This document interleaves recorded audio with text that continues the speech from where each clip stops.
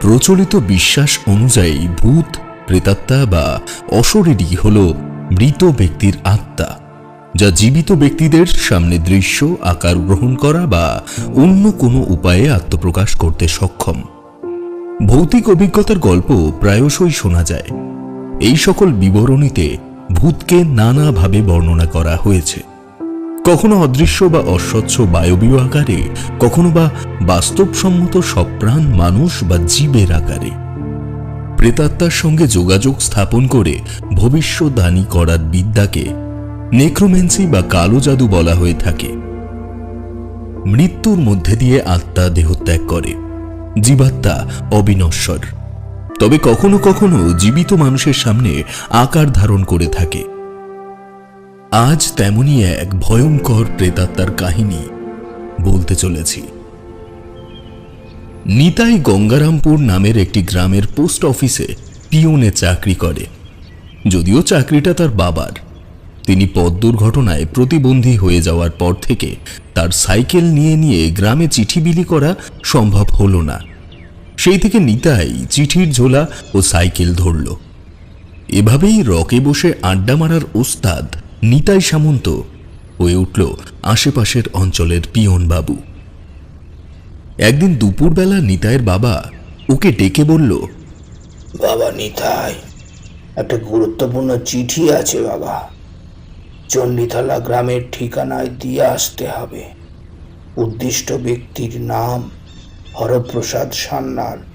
নিতাই বলল, বাবা, সে গ্রাম তো অনেক দূর, এখনই না বেরোলে পৌঁছতে অনেক রাত হয়ে যাবে, কাল গেলে হয় না? নিতাইয়ের বাবা মোটা চশমার ফ্রেমটা নাকের ওপরে বসিয়ে কি যেন দেখল খামটার ওপরে, তারপর বলল, অনেক দূর থেকে এসেছে বাবা চিঠিটা, হতে পারে কোনো গুরুত্বপূর্ণ সংবাদ পাঠানো হয়েছে। আজই দিয়ে এসো তুমি, নইলে উপর মহল থেকে জানতে পারলে চেয়ার নিয়ে টানাটানি হয়ে যাবে। এমনিও জানো তুমি, অ্যাক্সিডেন্টের পরে প্রায় যুদ্ধ করে চাকরিটা রেখেছি। নিতাই আর কোনো কথা বলল না। সে জানত বাবার এই চাকরিতে এখন কোনো প্রকার দাগ লাগলে তার পক্ষে বাবার চিকিৎসার টাকা সহ সংসার চালানোর মতো অর্থ উপার্জন করা সম্ভব নয়। পোস্ট অফিস লাগোয়া তাদের ঝুপড়ি বাড়ি। দ্রুত বাড়িতে গিয়ে স্নান করে দুটো নাকে মুখে খেয়ে বেরিয়ে পড়ল সে সাইকেল নিয়ে। তাদের গ্রাম কুসুমপুর একেবারেই ছোট একটি অঞ্চল। সে জায়গা পেরিয়ে কিছুটা বড় রাস্তায় উঠে 5 কিলোমিটার সাইকেল চালিয়ে তারপর নামতে হবে একটা মাঠের রাস্তায়। ওই মাঠের রাস্তা অযত্ন লালিত এবং কর্দমাক্তই দেখেছে সে বরাবর। এর আগে 2 বার সে চণ্ডীতলা গ্রামে গেছে অষ্টম প্রহরে খিচুড়ি খেতে, তবে সেই সময় এত দেরি করে ও বেরোয়নি। বড় রাস্তা যখন পেরিয়ে ও মাঠের ইটের রাস্তায় নামল, তখন দিনের যৌবন ফুরিয়ে ঘোলাটে হয়ে এসেছে আকাশ। ক্লান্ত সূর্যের কমলা আভায় পশ্চিম দিগন্তের কিছুটা জায়গা ঈষৎ তামাটে হয়ে রয়েছে। নিতাই একটু জোরেই প্যাডেল চালালো এবার, কিন্তু বিধি বাম, যেটা কোনোদিনও তার বিশ্বস্ত বাহনটি করেনি, এবার সেটাই হলো। বেশ খানিকটা দ্রুত গতিতে এগিয়ে যাওয়ার পর সাইকেলের চেনটা গেল কেটে। নিতাই সাইকেল থেকে নেমে প্রথমটায় মাথায় হাত দিয়ে খানিক বসে রইল।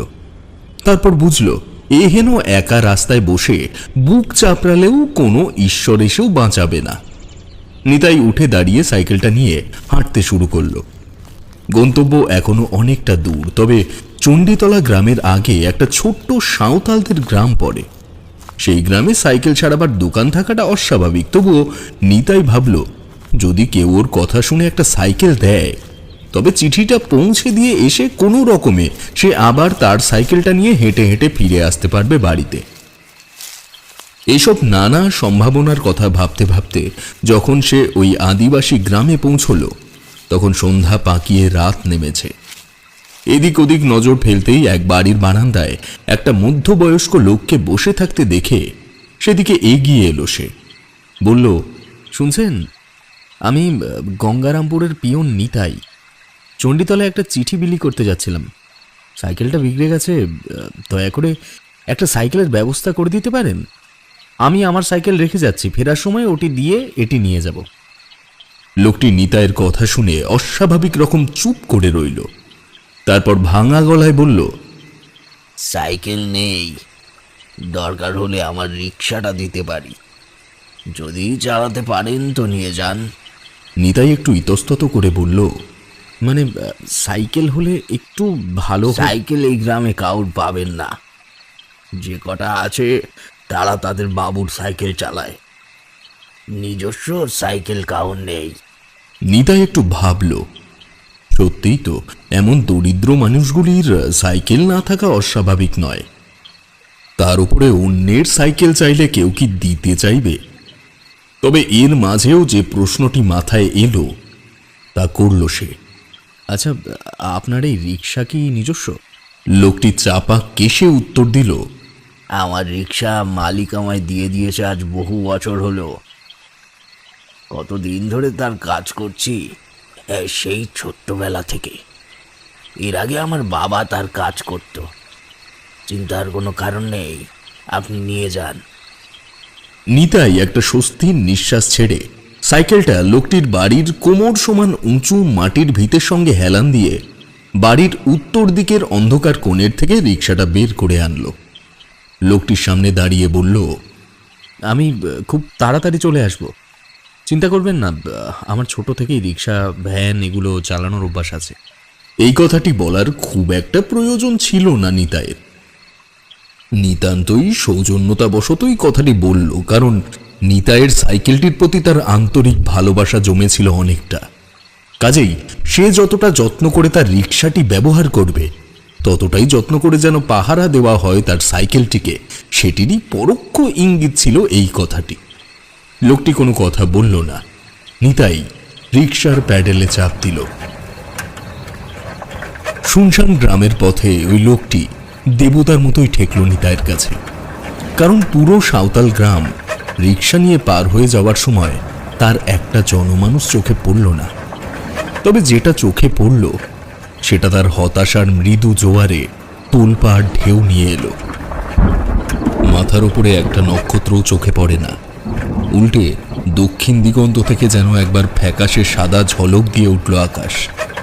নিতাই বুঝল তাড়াতাড়ি না পৌঁছলে যে কোনো সময় বৃষ্টিতে তাকে আবার রাস্তার মাঝে দাঁড়াতে হতে পারে। চিঠি একটা বহুমূল্য সম্পদ, সে নিজে স্নান হয়ে গেলেও সেটি কোনো রকমে ভেজাতে পারবে না। এসব ভাবতে ভাবতে এগোচ্ছে নিতাই রাগ পায়। এমন সময় রিক্সার আরোহীর আসন থেকে মেয়েলি কণ্ঠে কেউ বলে উঠল, কি করে পারলি আমায় শেষ করতে? নিতাই চমকে উঠে পিছনে চাইল। তার হাত উঠে গেল দুটো হাতলের ওপর থেকে, এবং ঘটনার আকস্মিকতায় যতটা কম্পন হলো তার শরীরে, তার প্রভাবেই রিক্সার মাথা ঘুরে গেল উল্টো দিকে, এবং সেই অসংলগ্নতায় গাড়িটি প্রায় উল্টে যাওয়ার জোগাড়। নিতাই অনেক কষ্টে নিজেকে এবং ধার করে চেয়ে আনা রিক্সাটি রক্ষা করল। মেঠো রাস্তার ওপরে বসে সজোরে উঠতে পড়তে থাকা হৃৎপিণ্ড নিয়ে সে চেয়ে রইল রিক্সার শূন্য আরোহীর আসনটির দিকে। সত্যিই তো কেউ নেই সেই আসনে।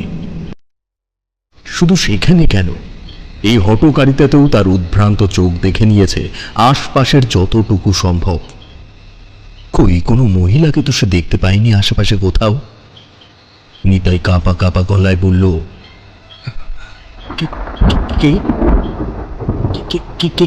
কে কথা বললে আমার সঙ্গে? কোনো উত্তর নেই।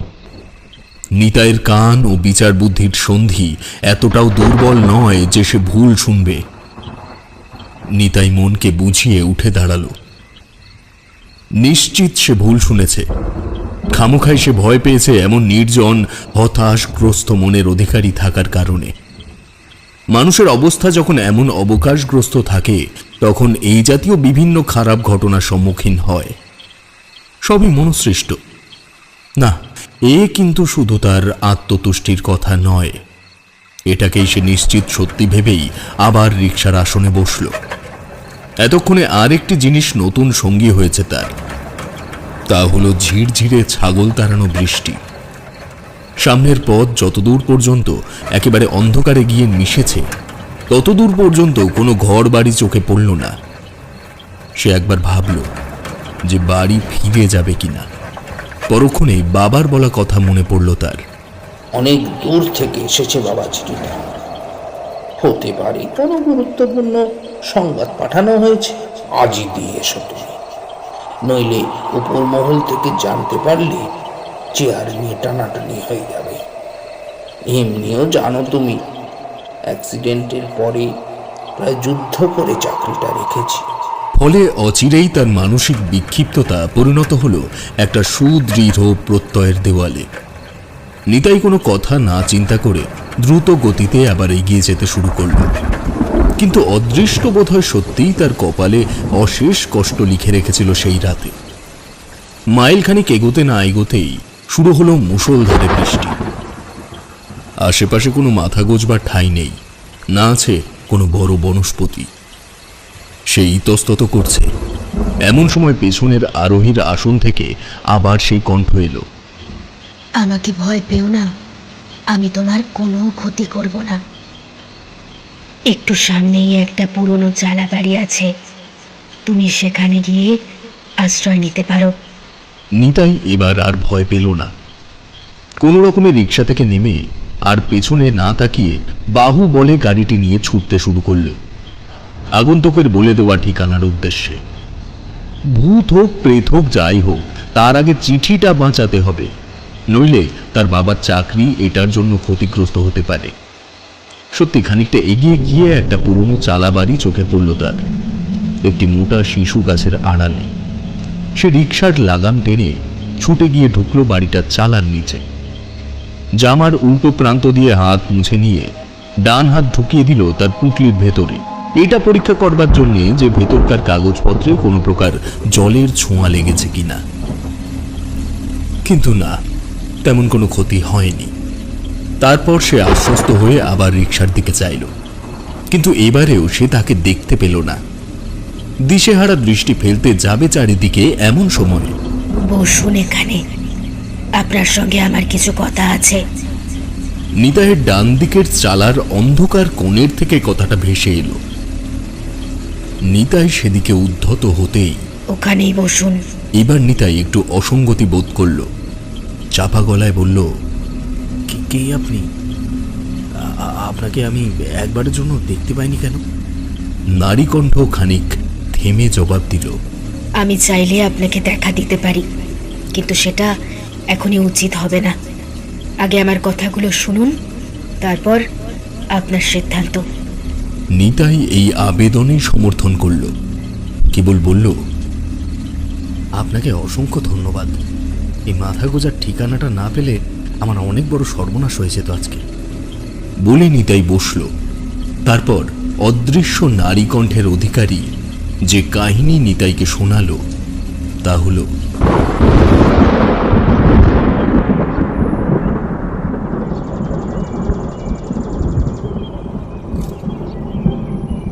কুসুমপুর গ্রামের জমিদার রামনারায়ণ সান্যালের দুই ছেলে। এক ছেলের নাম বিমল, অন্য জনের নাম প্রভাত। বড় ছেলে প্রভাত ছোট থেকেই কলকাতায় মানুষ। প্রথম দিকটায় পড়াশোনার সূত্রে এবং পরে সেখানেই চাকরি পেয়ে ওই অঞ্চলেই বিয়ে থাওয়া করে নিশ্চিন্তি হয়েছে। কিন্তু ছোট ছেলে বিমল বরাবরই গ্রামের থেকেই বড় হয়ে উঠেছে। বাবার কাছে কাছে থাকার আদর ভালোবাসাও পেয়েছে বড় জনের থেকে অনেক অংশেই বেশি। সে তার গ্রামীণ বিদ্যাপীঠ থেকে কোনো রকমে পড়াশোনা শেষ করে বাবার ভাগের ব্যবসায় নিজেকে নিয়োজিত করেছে। একদিন বিমলকে ডেকে তার বাবা বলল, বাবা বিমল, একটু শোনো তো এদিকে। বসো, শোনো আমার কথা।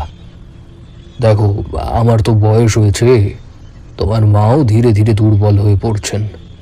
এবার তার হাতে হাত মিলিয়ে কাজ করার মতন একজনের খুব দরকার। এতদিন বলিনি, কারণ তোমার দিকের থেকে একটা উৎসাহের আশা করেছিলাম আমরা। তা যাই হোক, এখন একটা মেয়ে দেখে বিয়ে করে নাও।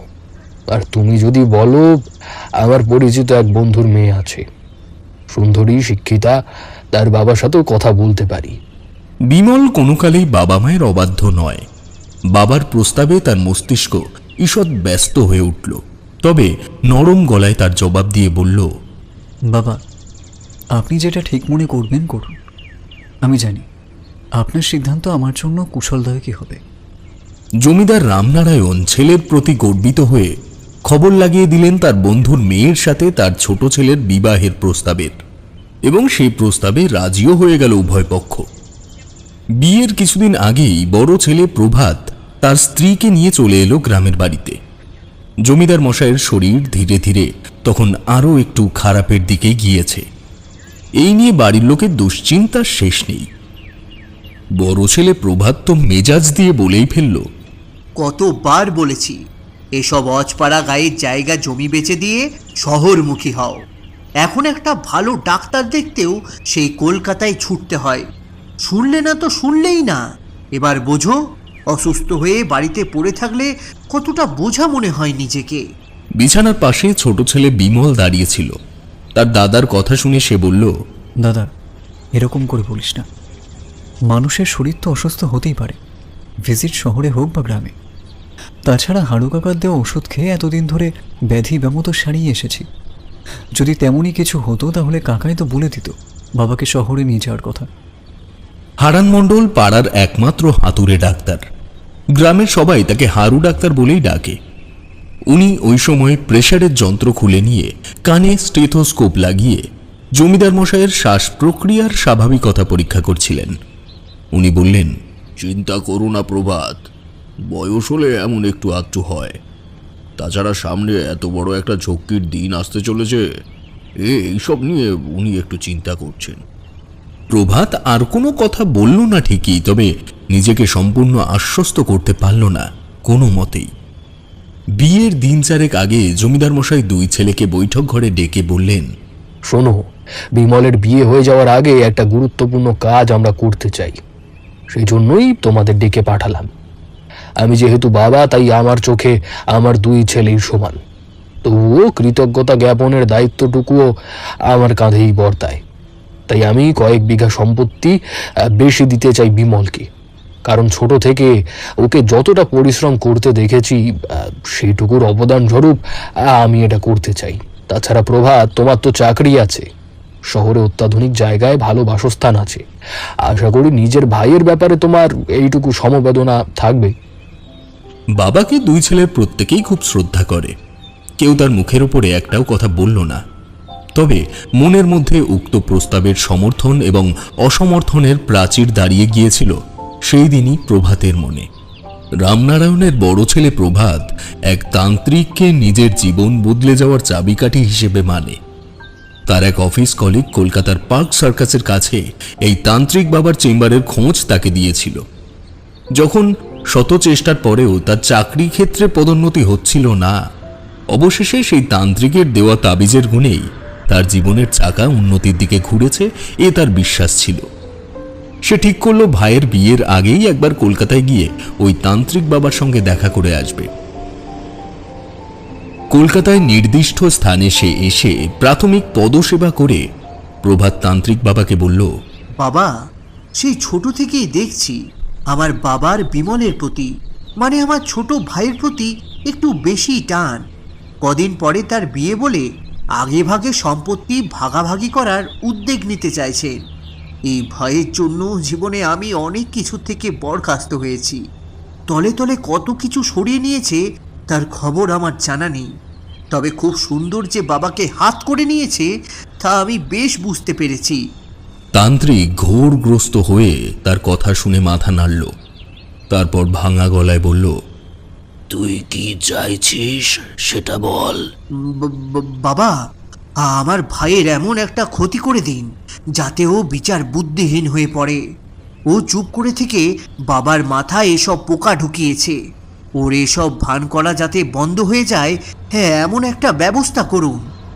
তান্ত্রিক মৃদু হেসে বলল, দাঁড়া, আমি একটা জিনিস দিচ্ছি। এটা যে কোনো উপায়ে তরল কিছুর সঙ্গে মিশিয়ে তোর ভাইয়ের নতুন বউকে খাইয়ে দিবি। বুঝতে পারবি নারী আসক্তিতে জগতের অবস্থা এখন কি হয়েছে, আর তোর কাজও মিটে যাবে। যা, যা, এখন আমার কাজ আছে অনেক। যা যা যা। তান্ত্রিক তার সংরক্ষিত বাক্স থেকে একটা সাদা কাগজে মোড়া বস্তু প্রভাতের হাতে দিলে সে প্রসন্ন চিত্তে তান্ত্রিককে প্রণাম করে ফিরে এলো আবার কুসুমপুরে। রামনারায়ণ বাবু কোথাও না কোথাও আন্দাজ করতে পেরেছিল যে তার বড় ছেলে কিছু একটা পদক্ষেপ নিতে চলেছে, বা এমন কোনো প্রস্তাব দিতে চলেছে যা দুই ভাইয়ের মধ্যে একটা দ্বন্দ্বের সৃষ্টি করতে পারে। তার অসুস্থ শরীরকে আরো বেশি অস্থির করে তুলল এই সম্ভাবনা। অবশেষে বিমলের বিয়ে এলো। বিয়ে হলো চণ্ডীতলা নামক একটি গ্রামের এক প্রসিদ্ধ ব্যবসায়ীর মেয়ের সঙ্গে। বৌভাতের রাতে যখন সমস্ত আত্মীয় স্বজন চলে গেল, তখন প্রভাত তার স্ত্রীকে গোপনে তাদের ঘরে ডেকে বলল, কমলা, এটা দুধের গ্লাসের সঙ্গে মিশিয়ে বিমলের হাতে দিয়ে দাও, বলবে ওর স্ত্রীকে খাইয়ে দিতে। দেখো কোনো রকম অভিব্যক্তিতে যেন টের না পায় যে এতে কিছু মেশানো আছে। প্রভাতের স্ত্রী তাচ্ছিল্যের হাসি হেসে বলল, তোমার ভাই যে ক্যাবলাকান্ত এ তো তুমি জানোই। ও কেন, ওর বাবাও টের পাবে না কিছু। প্রভাত এবং তার স্ত্রীর আন্দাজ একেবারে সঠিক হয়ে গেল। যখন সকালবেলা বিমলের সদ্য বিবাহিত স্ত্রী চিরকালের জন্য চুপ হয়ে গেল। মৃতের অবস্থা দেখে পাড়ার মানুষ হতবাক। মেয়েটির সুন্দর মোলায়েম মুখের ওপরে হিংস্র কোনো রাক্ষসের নখের আঁচড় পড়েছে বলে মনে হয়। চোখ দুটো ঠিকরে বেরিয়ে এসেছে সাদা মার্বেলের গুলির মতো। পুলিশ এটিকে খুন বলে ভেবে নিতে বিন্দু মাত্র দ্বিধা করেনি। পাড়ায় প্রবাদ রটে গেল, বিমল তার সদ্য বিবাহিত স্ত্রীকে বাসর রাতে অত্যাচারপূর্বক গলা চিপে খুন করেছে। রামনারায়ণ বাবু বিছানা নিলেন। তার স্ত্রী উন্মাদ হয়ে গেলেন প্রায় এই ঘটনার আকস্মিকতায়। গৃহস্বামী তার পুরনো নায়েবকে ডেকে বললেন, শোনো, চণ্ডীতলায় চিঠি পাঠাও একটা অমূল। তাদের মেয়েকে আমরা মেরে ফেলেছি। তারা চাইলে আমাদের প্রত্যেকের জীবন নিয়ে নিতে পারে। এই সেই চিঠি, যে চিঠি নিয়ে নিতাই চলেছে চণ্ডীতলার উদ্দেশ্যে এই দুর্যোগের রাতে। নিতাই সমস্তটা শুনে শিউরে উঠল। তার গলার থেকে শব্দ শুনল না বেশ খানিকক্ষণের জন্য। আশ্রয়রত বাড়িটির অন্ধকার কোণের থেকে নারী কণ্ঠের অধিকারী বলল, অবাক হচ্ছেন বোধ হয়, তবে এটাই বাস্তব। আমি নীলকমল মণ্ডলের মেয়ে জয়ন্তী। বাবা চণ্ডীতলার খুব নামকরা ব্যবসায়ী। তার কাছে আপনি যখন খবর পাঠাচ্ছেনই, তখন দয়া করে সঠিক খবরটা দেবেন। আমার স্বামীর কোনো দোষ নেই, সে নির্দোষ। আপনি দয়া করে যে অন্যায় করেছে তার শাস্তির ব্যবস্থা করুন। নিতাই ঢোক গিলে বলল, আপনি সেই রাতে মারা গেলেন কি করে? জবাব এলো, সেদিন ভোর নাগাদ আমার ঘুম ভাঙল মুখের ওপরে, কিন্তু সব বুঝে চিৎকার করে ওঠার আগেই একটা হাত এমনভাবে আমার মুখটা চেপে ধরল যে এতটুকু শব্দ বেরোলো না আমার মুখ থেকে। শরীরের উপরে এমন অবশতার আচ্ছাদন ছড়িয়ে গেছিল যে আঙুল পর্যন্ত নাড়াতে পারিনি আমি। অবশেষে যখন বুঝতে পারলাম সেই হাতের আঙুলের নখগুলো চাপের প্রকোপে আমার গালের চামড়া ভেদ করে ঢুকে যাচ্ছে, তখন আমার শেষ অবস্থা। তারপর আর কি, তার যে কোনো এক আত্মহত্যা করে মারা যাওয়ার মেয়ের পড়া ছাই পাঠিয়ে দিয়েছিল তার ভক্তের কাছে। এই মেয়েটাকে সে বোধহয় রেখেছে মানুষের সর্বনাশ করার জন্যে। তোমাদের মতো যখন আমি ছিলাম তখন এসব টুকটাক বিশ্বাস করতাম না, তবে এখন যে জগতে আছি সেখানে এসে জানতে পেরেছি আসলে মানুষের ক্ষমতা কতটা ভয়ঙ্কর। এই চিঠি বাবার হাতে গেলে সেও হয়তো আমার স্বামীকে একটা খুনি মনে করত। আমি সেটা চাই না। আপনি আশা করি আমার অনুরোধ করে রাখবেন। নিতাই উত্তেজিত হয়ে বলল, কিন্তু কিন্তু আমি কি করে এসবের সমাধান করব? কেনই বা আমার কথা সবাই বিশ্বাস করবে? বিপরীত দিক থেকে আর কোনো জবাব এলো না। এমনকি নিতাই অনুভব করল সামনের থেকে সেই অদৃশ্য অনুচর উধাও হয়েছে। নিতাই ধীরে ধীরে এগিয়ে গেল এবার আঁধারের দিকে। সে চাইছিল আবার কোনো অজ্ঞাত কণ্ঠ তাকে মানা করুক এগিয়ে যেতে, কিন্তু এবার আর কেউ নিষেধ করল না। বৃষ্টির প্রকোপ এতক্ষণে কমে গিয়েছে। আকাশে ক্লান্ত চাঁদ ফুটেছে মাথার উপর। নিতাই নিজেকে এতটা অসহায় বোধ আগে কখনো করেনি। কি করবে, সে কি করা উচিত বুঝতে না পেরে সে পুনরায় আবার স্বস্থানে বসে পড়ল। অনেক ভেবেচিন্তে ঠিক করল ন্যায়ের ব্যতিক্রম অন্য কিছু সে করতে পারবে না। তার অগাধ বিশ্বাস জন্মেছে ওই নারীর প্রতি। সে জানে যে সে যা শুনেছে তার এক বর্ণ মিথ্যে নয়। নিতাই ঠিক করল চণ্ডীতলা গ্রামে গিয়ে জয়ন্তীর বাবার হাতে চিঠিটা দেবে এবং তাকে সম্পূর্ণ ঘটনাটা বলবে। তাতে যদি বিশ্বাস করে তার বাবা তাহলে ভালো, না করলেও তার কোনো অপরাধ বোধ থাকবে না মনের মধ্যে। নিতাই তাই করল। মেয়ের বাবা সমস্ত কথা শুনে নিতাইকে বুকের মাঝে চেপে ধরে কান্না করল অনেকক্ষণ। মা মরা মেয়ে তার, কোনোদিনও কোনো কিছুর অভাব রাখেনি সে। সেই মেয়ে এভাবে চলে গেল, সে ভাবতেও পারেনি এমন নিয়তির কথা। আর কোন বাবাই বা ভাবতে পারে? নিতাই সমবেদনা জ্ঞাপন করার ভাষা হারিয়েছে। সে চুপচাপ তার রিক্সা নিয়ে চলে এলো সেই সাঁওতাল গ্রামে। পরিচিত রিক্সার মালিক তার অপেক্ষা করছিল একই স্থানে বসে।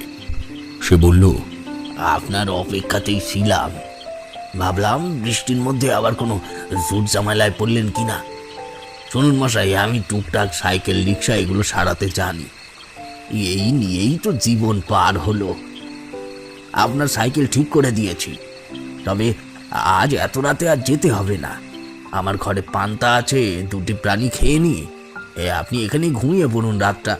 নিতাই কৃতজ্ঞতাপূর্বক বলল, আপনাকে অসংখ্য ধন্যবাদ, তবে আজ থাকাটা আমার পক্ষে সম্ভব হবে না। বাবা বাড়িতে অসুস্থ। এরপর লোকটিও আর বেশি জোর দিল না। আসলে অশিক্ষিত মানুষেরা কথা গুছিয়ে ওঠার ভয়ে অনেক কিছুই বলতে পারে না যা তাদের মনে আসে। নিতাই বাড়ি ঢুকলো রাত 11:20। দুটো রুটি বলতে গেলে গিলে খেতে হলো তাকে অন্য মনস্কতায়। তারপর বিছানায় শুয়ে বন্ধ নেত্রে পুরো ঘটনাটিকে আবার ভাবল একবার।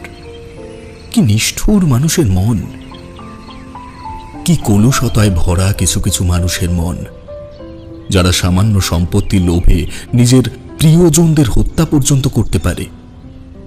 নিতাই ধীরে ধীরে কেমন একটা উদাস মানুষে পরিণত হলো। কাজবাজ করে, কিন্তু মন যেন পড়ে থাকে সেই ঘটনার রাতেই। মনের স্বস্তি কি জিনিস তা হাড়ে হাড়ে টের পেল সে। একদিন গ্রামের প্রান্তে চিঠি বিলি করতে গিয়ে সে একটা চায়ের দোকানে বসে। আনমনেই খবরের কাগজটা হাতে নিয়ে চোখ বোলাচ্ছিল সে। এমন সময় নিতাইয়ের চোখ আটকে গেল একটা খবরে। সেখানে লেখা আছে, কুসুমপুরের জমিদার নরনারায়ণ সান্যালের বড় ছেলে ভাইয়ের বউকে হত্যা করার অভিযোগে খুনি সাব্যস্ত হয়েছে। তথ্যসূত্র মিলেছে পার্ক সার্কাসের এক ভণ্ড কাপালিককে পাকড়াও করবার পর। বহু বছর যাবৎ তন্ত্রমন্ত্রের দ্বারা বিভিন্ন উচাটন ক্রিয়া করে উনি মানুষের ক্ষতি করে চলেছেন বলে ভক্তদের অভিযোগ। প্রভাত সান্যাল যেদিন ওনার কাছে যায় সেদিন কিছু মানুষ ওনাকে পাকড়াও করে এবং গণধোলাইপূর্বক সত্য উন্মোচন করায়। সেখানের থেকেই এখন প্রভাত সান্যালের মতো বহু মানুষের কটু কার্যের কথা জানা যায়। পুলিশ সূত্রে খবর, এমন অনেক কার্যালয়ে খোলা হচ্ছে মানুষের উপকারের নামে এবং তার আড়ালেই ঘটে চলেছে অর্থের বিনিময়ে শত শত মানুষের মৃত্যুলীলা। আপেক্ষিক ব্যাখ্যা বা সত্যতা উন্মোচনের চেষ্টায় আছে গোপন দল। তবে প্রতি গ্রেপ্তারি আসামির মুখেই টোটকা প্রয়োগের সত্যতা জানা গিয়েছে। কাগজ পড়ে নিতাই স্বস্তির নিঃশ্বাস ছাড়ল। মনে মনে ভাবল, সত্যি আজও অদৃষ্টের কাছে ন্যায়ের বিচার হয়। আজও মহাশূন্যের ওপার থেকে দুটো পবিত্র চক্ষু পর্যবেক্ষণ করে ও বিচার করে মানুষের দোষ গুণের।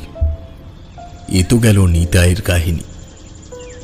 আমি বলে রাখি, আমার কর্মজীবনও স্বস্তির নয় এবং এই কর্মজীবনের সূত্র ধরেই আমার জীবনে ঘটেছিল এক অস্বাভাবিক ঘটনা, যে ঘটনার যুক্তি দিয়ে ব্যাখ্যা আমি আজও আপনাদের কাছে করতে পারবো না। তবুও বলি, শুনুন।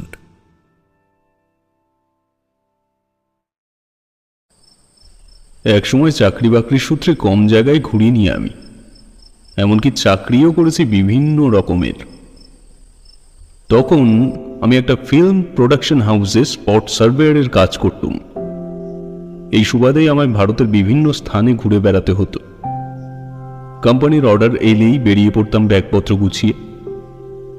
আজ যে কাহিনীটা বলছি তা ঘটেছিল এমনই একটি ভ্রমণের অভিজ্ঞতার কারণে। বিশ্বাস অবিশ্বাস আপনাদের ওপর, কারণ আমি নিজেও সে দিনগুলোর কথা মনে পড়লে এখনো স্বপ্ন রাজ্যে হারিয়ে যাই। যাক, ভনিতা করব না। সেবার একটা বড় বাজেটের ছবির কাজ নিয়ে পুরুলিয়ার কাড়ামারা নামক একটি গ্রামে যাই। গ্রামের নামটি শুনতে একটু অবাক লাগলেও এই নামকরণের পেছনে একটা বড় কারণ আছে। 80 বছর আগে গ্রামের এক চাষি তার 2টি মোষ নিয়ে নদী তীরবর্তী এলাকায় চাষের জমি কর্ষণ করতে গিয়েছিলেন। দুপুর নাগাদ ওই কৃষক যখন খাবার খাচ্ছিলেন তখন সে মোষ দুটিকে চড়ার জন্য ছেড়ে দেয়, কিন্তু তারপর মোষ দুটিকে আর খুঁজে পাওয়া যায়নি। দিন দুয়েক পরে নাকি গ্রামের মানুষ ওইখানে গিয়ে পাশাপাশি 2টি গোল পাথর দেখতে পেয়েছিল। সেগুলিকেই তারা তখন কাড়া দুটি বলে ভেবে নিয়েছিল। তারপর থেকেই গ্রামের নাম হলো কাড়ামারা। যদিও এই পুরো ঘটনাটা আমি শুনলাম আমার রান্নার লোক লক্ষণের কাছে। আমি সেখানে গিয়ে উঠেছি এক পুরনো স্বাস্থ্যকেন্দ্রে। পুরনো বলছি বলে এটা ভাববেন না যে পুরো বা ভগ্নপ্রায়। বছর দুয়েক আগে এক অযাচিত ঘটনার জন্য এই স্বাস্থ্যকেন্দ্র স্থানান্তরিত হয়। কথিত আছে এক ডাক্তার নাকি নিজে হাতে করে অনেকগুলো প্রাণকে নষ্ট করেছিলেন। অবশেষে এমন অবস্থা হয় যে গ্রামবাসীরা মিলে সেই ডাক্তারকে পিটিয়ে হত্যা করে। এই লক্ষণ ছিল সেই সময়কার সাফাইওয়ালা, তাই স্বাস্থ্যকেন্দ্র বন্ধ হয়ে গেলেও সে চাকরির মায়া ছাড়তে পারেনি। সরকার থেকে এই ঘরটিকে এখন তার জিম্মায় ছেড়ে দিয়েছে। মোট কথা, কোনো সরকারি কর্মসূচি যদি এই অঞ্চলের দিকে হয় তখন ঘরটিকে মালপত্র রাখা বা কর্মকর্তাদের রাত কাটানোর জন্য ব্যবহার করা হয়। লক্ষণই পীড়িত ব্যক্তি দেখাশোনা করে। আমার কোম্পানির বড়বাবুর সাথে এক রাজনৈতিক কর্মকর্তার ঘনিষ্ঠতা থাকায় সেবার আমি ওই সরকারি আবাসের সুবিধা পেয়েছিলাম। আমার কাজ ছিল দিন দুয়েকের, তাই প্রথম দিন বেলায় বেলায় পৌঁছে গেলেও সেদিন আর শরীরটাকে কষ্ট দিতে ইচ্ছে করল না। দুপুরে খাওয়া দাওয়ার পর লক্ষণ বলল, দাদা বাবু, রাত্রিরে কিন্তু দরজা ভালো করে শেকল দিয়ে ডাসা তুলে দিয়ে শোবেন। হালে খুব চুরি ডাকাতি শুরু হয়েছে এই অঞ্চলে, বেঁধে এসেছে একদল, ওরাই মনে হয় এইসব করতেছে। আমি হেসে বললাম, আরে চোর ডাকাত আমার কাছে এসে নেবেও বা কি, সে নিয়ে তুমি চিন্তা করো না।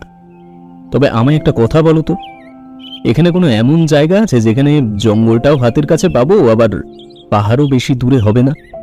লক্ষণ প্রশ্ন শুনে প্রথমে আমার দিকে ফ্যাল ফ্যাল করে চেয়ে রইল। এ হলো গ্রাম্য মানুষের মন্থর বিচার শক্তির প্রতিচ্ছবি। তারপর বলল, এরকম জায়গা তো এই আশেপাশের মধ্যে একটা আছে, কিন্তু সেদিকে কেউ যায় না। তবে আর একটাও আছে, ওখানে এর আগে ছবির কাজও হয়েছে শুনেছি, তবে মানুষের ভিড়ে সে কাজ শেষ করতে পারেনি। এটাই সমস্যা। আমায় তাহলে প্রথম জায়গাটা কোন দিকে একটু বলে দাও দেখি। আমাদের কাজ অনেক দিন ধরে হবে, তাই বেশি হই হুল্লোড় ঝামেলা হলেই মুশকিল। আমার প্রশ্ন শুনে লক্ষণ ওর কাঁধে ঝোলানো গামছা দিয়ে একবার মুখ মুছে নিয়ে বলল, বাবু, সত্যি মিথ্যে জানি না, তবে ওই দিকে নাকি গোরস্থান ছিল অনেক আগে। আমি ছোট থেকেই শুনে আসছি ওই জায়গাটা একেবারে ভালো নয়। মানুষ কি, পশু পাখি পর্যন্ত ওই জঙ্গলের দিকে ঘেঁষে না। তাই নাকি? আরে বাস, দারুণ জায়গা তাহলে লক্ষণ। এবার আমার প্রমোশন পাক্কা। এই, তুমি কাল সকাল সকাল চলে এসো, আমরা ওদিকটাতেই যাব। লক্ষণ কোনো উত্তর না দিয়ে উঠে দাঁড়ালো। ওর মুখ দেখেই বুঝলাম আমার প্রস্তাবে সে খুব একটা খুশি হয়নি।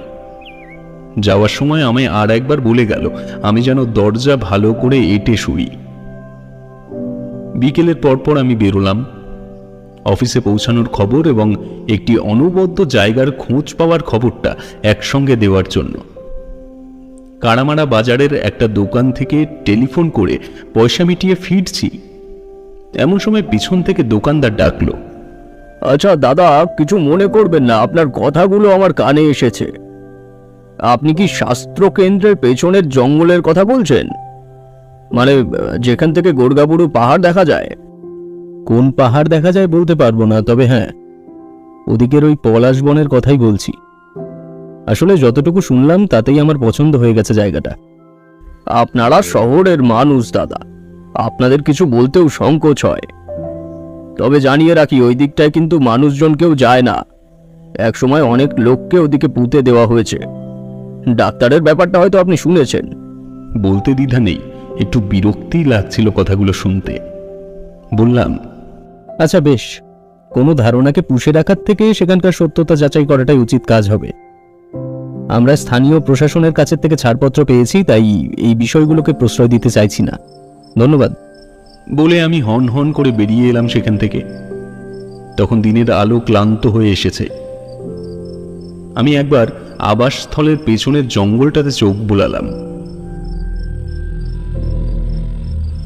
সত্যি বলছি, শহরের দৈনন্দিন কুচকাওয়াজের থেকে হঠাৎ যদি কাউকে অমন একটি স্থানে নিয়ে গিয়ে ফেলে দেওয়া হয়, তার কাছে মনে হতেই পারে যে পৃথিবীটা হয়তো মরে গেছে, অথবা সে নিজেই পৃথিবীর প্রথম উন্নত জীব।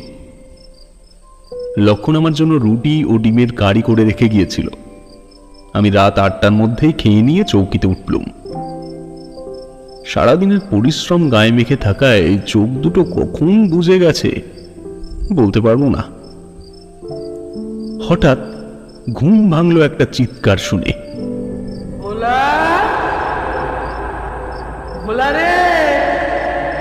আমি ধড়ফড় করে উঠে বসলাম চৌকির ওপর।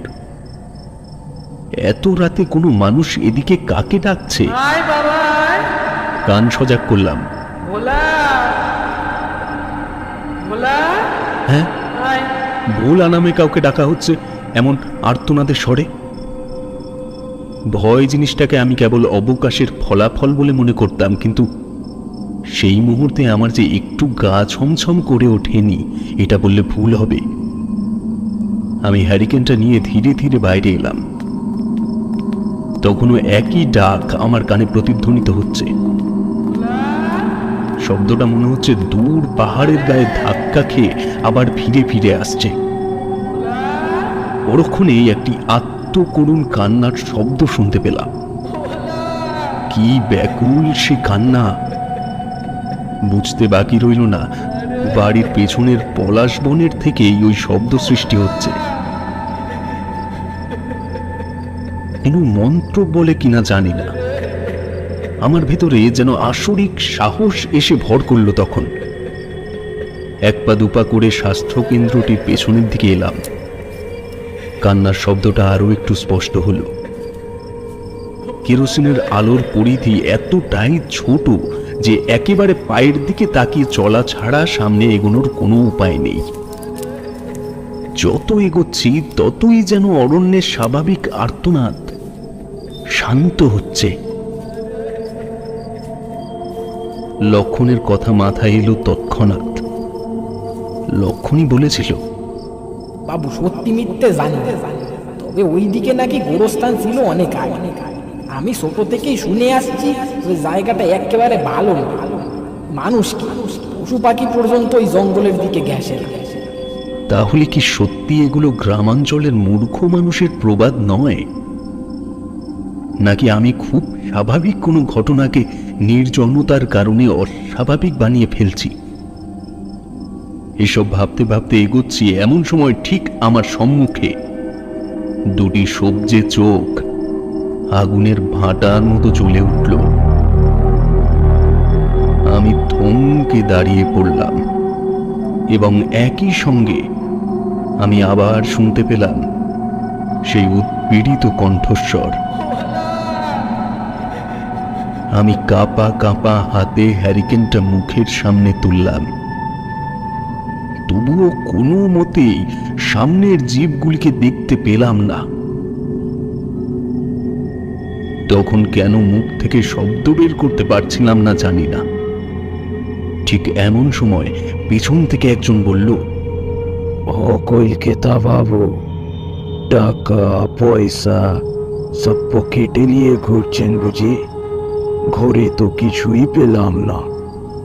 পেছনে ঘুরে দেখলাম একজন ফুট 7 লম্বা দানব আকৃতির লোক আমার দিকে বিস্ফারিত চোখে চেয়ে রয়েছে। হ্যারিকেনের আলোয় তার তেলতেলে শরীরটি একবার চকচক করে উঠল। আপনারাই বুঝুন তখন আমার অবস্থা কি রকম হতে পারে। অজ্ঞান হয়ে যাওয়ার আগে একবারের জন্য নিজের হৃৎকম্পন কানে বেজে উঠেছিল।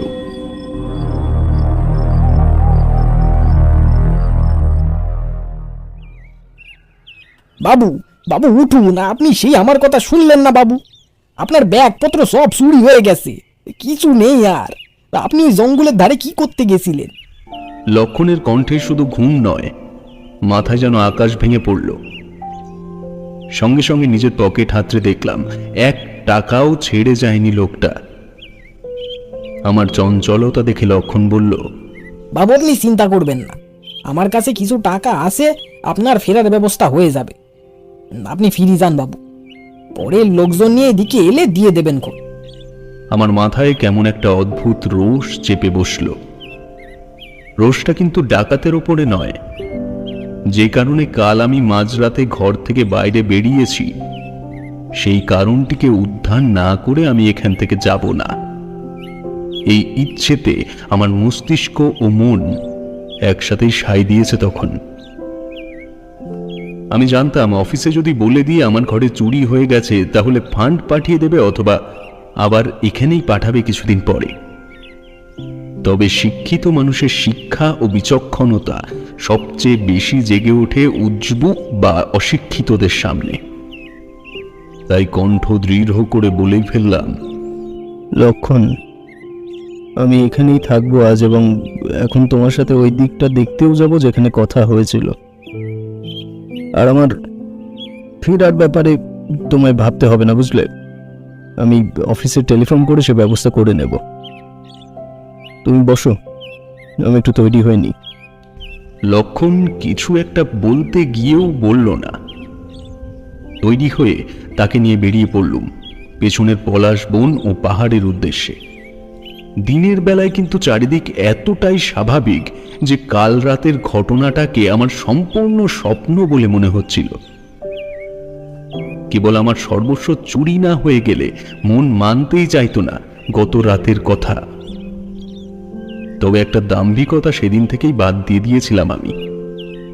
তা হলো কোনো মানুষ যতই সাহসী ও শিক্ষিত হোক না কেন, নির্জন রাতের অপার্থিব মৌনতার মধ্যে পড়ে গেলে সেসব শিক্ষা ও বুদ্ধি নিমেষের মধ্যেই উধাও হয়ে যায়, যেমনটা আমার হয়েছিল সেই রাতে।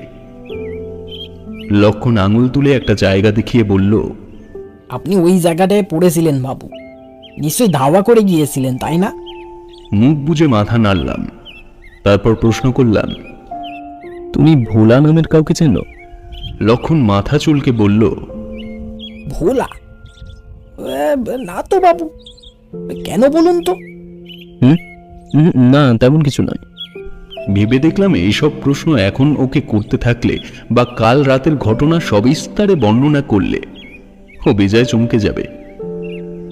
শেষে কোনো কাজই হাসিল করতে পারবো না, কারণ গ্রাম অঞ্চলে এসব খবর বাতাসের সঙ্গে মিশে যায়। পলাশবন কিন্তু খুব ঘন না হলেও হাঁটু পর্যন্ত আগাছার জঙ্গল সেখানে ছিল। সময় তখন সকাল 9টা, তবুও মধ্যরাতে জমা কুয়াশা তখনও গাছের মগডাল ছাড়িয়ে ওপরে ওঠেনি।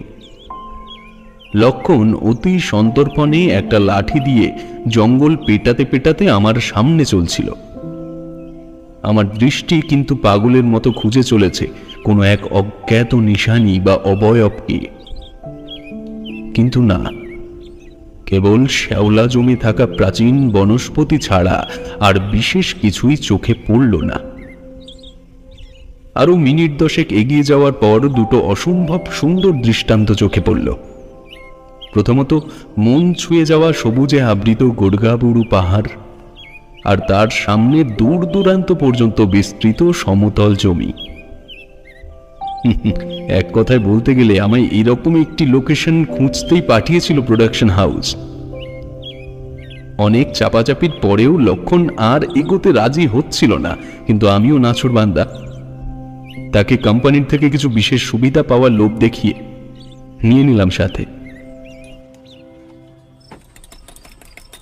সে জায়গার বর্ণনা যতই করব ততই কম, তাই ফালতু গল্প ধান ভাঙতে শিবের গীত করব না।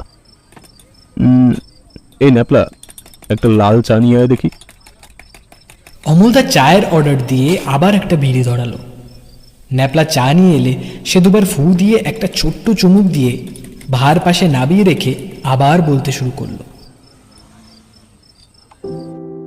ফেরার সময় আমরা আর আগের পথ থেকে ফিরলাম না। লক্ষণ অনেক ভেবে বুঝে একটা গ্রামের মাঝের পথ অনুমান করে সেদিক বরাবর হাঁটা শুরু করলো। কিন্তু কোথায় গ্রাম? 30 মিনিট ধরে হেঁটেও কোনো গ্রাম কি একটা কুড়েও চোখে পড়ল না। এদিকে দুপুর গড়িয়ে বিকেল হয়েছে তখন। পাহাড়ি অঞ্চলে আকাশ মেঘলা হয়ে যায় চোখের নিমেষে। দেখতে দেখতে শীতের চড়া রোদ মিলিয়ে গিয়ে পরিবেশ ঝিমিয়ে এলো। লক্ষণ অপ্রস্তুত হয়ে বলল, বাবু, আমি তো আর দিক ঠিক করতে পারছি না। মনে হচ্ছে যেদিক থেকে এসি সেদিক থেকেই ফিরতে হবে। আচ্ছা, তাই যাওয়া যাক, কিন্তু আকাশের যা অবস্থা হলো, কখন কি হয় বলা যায় না। চলো দ্রুত পা চালাও। আমরা পাথুরে সমতল ভূমির ওপর থেকে রাগ পায়ে হাঁটতে শুরু করলাম। আমার মনে কিন্তু তখন একটাই সংশয়, যে কারণে আজকের দিনটা আমি রয়ে গেলাম তার একটা না হয় সফল হলো, কিন্তু আসল কারণটি কি আমার মনের ভুল? না, তা তো নয়।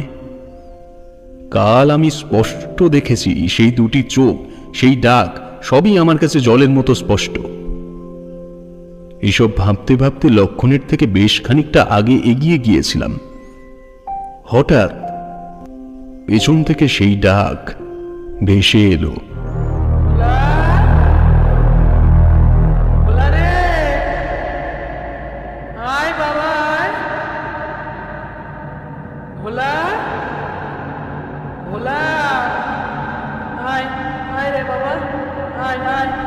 পেছন ঘুরতেই আমার হৃৎপিণ্ড বরফের মতো জমে গেল।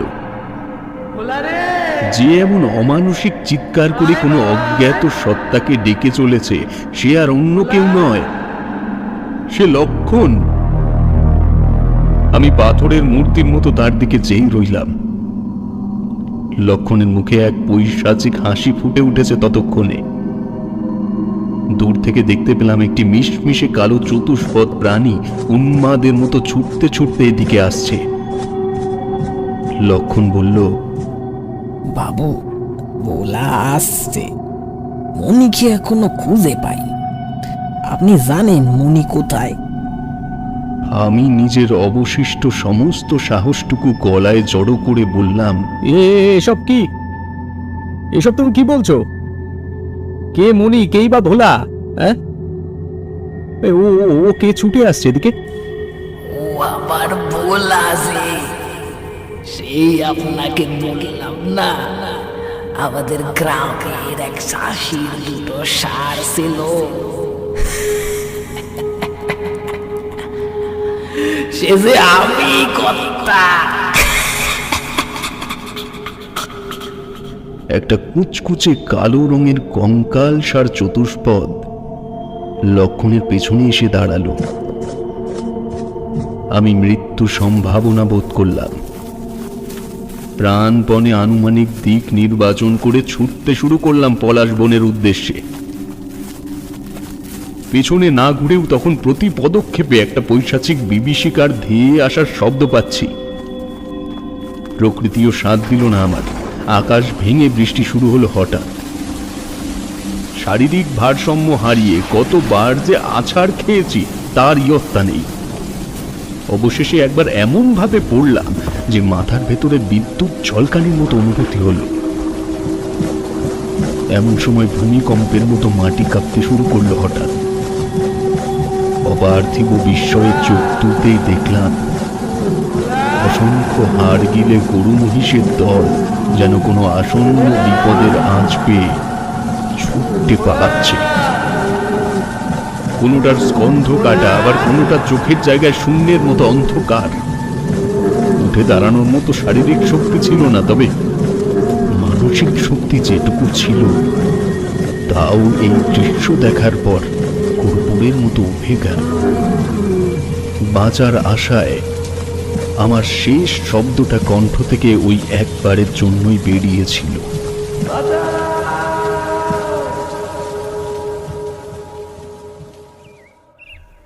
অমল বাবু, অমল বাবু, অমল বাবু, অমল বাবু। জ্ঞান ফিরল হাসপাতালের বেডে। দেখলাম একজন অপরিচিত লোক আমার মাথার কাছে বসে আছে।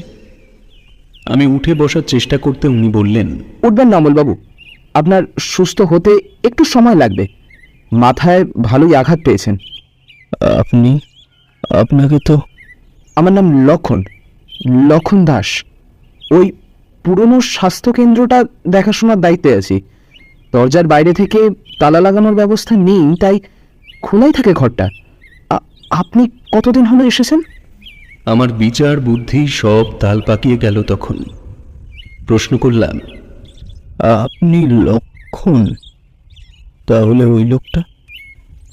ওর নাম জীবন। লক্ষণ, আমার ধারণাই তাহলে ঠিক। আচ্ছা অমলবাবু, আপনি সুস্থ হয়ে উঠুন আগে, তারপর আপনাকে সব বলছি। আমার কথা শেষ হওয়ার আগেই কারামারা বাজারের সেই টেলিফোন বুথের মালিক এসে এই কথা বলল। সেদিন এই নিয়ে আর কোনো কথা হলো না। আমি সে প্রাথমিক চিকিৎসালয়ে ভর্তি ছিলাম যেটা স্থানান্তরিত হয়েছিল। ছুটি পেলাম টানা 3 দিন পরে। লক্ষণ দাস এসে আমায় নিয়ে গেল বাজার সংলগ্ন একটি বড় বাড়িতে। বাড়িটা ওই দোকানদারের, ওনার নাম হরেন মুদি। চা সহযোগে আতিথেয়তা প্রদানের পর উনি বললেন, সেদিন আপনি আমার দোকান থেকে ফোন করেছিলেন বটে, তবে লক্ষণ যে দিন কয়েকের জন্য কলকাতায় গেছে তা আমি জানতুম না। এমনকি উপর মহলেরও দোষ নয়, তারা জানতো না লক্ষণ এখানে নেই, তাই আপনাকে চলে আসতে বলেছে। আসলে ওদিকটা পরিত্যক্ত, তার উপরে মাইল খানিক পেছনেই গোরস্থান। তবে শুধু মানুষ নয়, গ্রামের গরু ছাগল মারা গেলেও ওখানেই পোতা হতো এক সময়। কত লোক ও জঙ্গলে গোদান দেখেছে। লক্ষণ কেবল সরকারি কেউ এলে তার সঙ্গে গিয়ে 2 দিন থেকে আবার গ্রামে ফিরে আসে। এর আগে যে ডাক্তার ছিল তার সাথেও এমনই হয়েছে। গ্রামে মড়ক লাগায় লক্ষণ অন্যত্র চলে গেছিল। তখনও এই জীবন লক্ষণ সেজে সেই ডাক্তারের সমস্ত রোগীকে মেরেছে। তারপর গ্রামের লোকজন সেই ডাক্তারের কি নিয়তি করেছে তা তো আপনি জানেন। লক্ষণ যদি আমাকেও জানিয়ে যেত কলকাতায় যাওয়ার ব্যাপারটা, আমি হারগিজ আপনাকে ওখানে যেতে দিতাম না। জীবন লক্ষণ সেজে আপনার পেছনে গোদান লাগিয়েছে অমলবাবু। দেখবেন স্বপ্ন দেখে খুব কষ্ট পাবেন কয়েক মাস। দেখবেন একটা ভয়ঙ্কর দর্শী গরু অথবা মোষ আপনাকে ছিঁড়ে খেতে আসছে। এ জিনিস চোখে দেখলেই বিপদ। আপনাকে জীবিত পাওয়া গেছে এই কত। শীতের পাতলা পরদের মধ্যেও শরীরটা ঘামে ভিজে গিয়েছিল কথাগুলো শুনতে শুনতে। প্রশ্ন করেছিলাম, আচ্ছা, লক্ষণ আমাদের মতো নির্দোষ মানুষের সাথে এমন করতে চাইছে কেন? আমার প্রশ্নের উত্তরে ভদ্রলোক যা বললেন তার মর্ম এই, প্রায় 1 শতাব্দী আগে লক্ষণ মুর্মু নামের এক কৃষকের মেয়ের বিয়ে দিয়েছিল একজন শহুরে ব্যবসায়ীর সাথে। লক্ষণের জামাই নাকি মোটেই সুবিধার লোক ছিল না। স্ত্রীকে রোজ মারধর করত আর বলতো তার বাবার কাছের থেকে যেন পণের টাকা বাবদ যা চেয়েছিল তার সমস্তটাই পরিশোধ করে দেওয়া হয়। মেয়েটি অনেক কষ্টে বাড়িতে এসে বারবার বাপের কাছে টাকা চাইত। এদিকে জীবনের মেয়ের বিয়ে দেওয়ার দেনা হয়ে গিয়েছিল প্রচুর। জীবন মুর্মুর একমাত্র উপার্জনের পন্থা ছিল তার 2টি মোষ, বোলা ও মণি। এই দুজনকে সে নিজের প্রাণের থেকেও বেশি ভালোবাসত। শেষে কোনো রকমের কোনো দিকে পন্থা না পেয়ে মনের কষ্টে ও মোষ দুটিকে হত্যা করে এবং নিজেও আত্মহত্যা করে। প্রথম থেকে যে নামের বর্ণনা তোমাদের দিয়েছিলাম সেটা মিথ্যে দিতেই হতো কাহিনীর রসদ বুঝিয়ে রাখার জন্য। আসলে এই ঘটনার পরপরই ওই গ্রামটিকে নিয়ে ভীষণ ধুমধুমার কাণ্ড বেঁধে গিয়েছিল। লক্ষণ নাকি কোনো শহুরে মানুষ গ্রামে এলেই তার পোষ্য দুটিকে নিয়ে ভয় দেখাতে শুরু করত। এমনকি শুধু তাই নয়, মৃত্যুর পর প্রেতজনই বিকৃত মস্তিষ্কের অধিকারী হয়ে যায়। সেই কারণেই জীবন ও তার মোষ দুটি চলে যাওয়ার পর থেকেই এক এক করে গ্রামের সমস্ত গরু মহিষ বিনা কারণেই চুরি হতে ও মরতে শুরু করলো। কেউ ভাবলো ডাকাতি শুরু হয়েছে, আবার কেউ কেউ ভাবলো এ নির্ঘাত লক্ষণের কাজ। এর কতটা সত্যি বা কতটা মিথ্যে আমি জানি না, তবে সেই রাতে আমার ঘরে ডাকাতিই হয়েছিল এ ব্যাপারে আমি নিশ্চিত, কারণ আমি তাকে সচক্ষে দেখেছিলাম।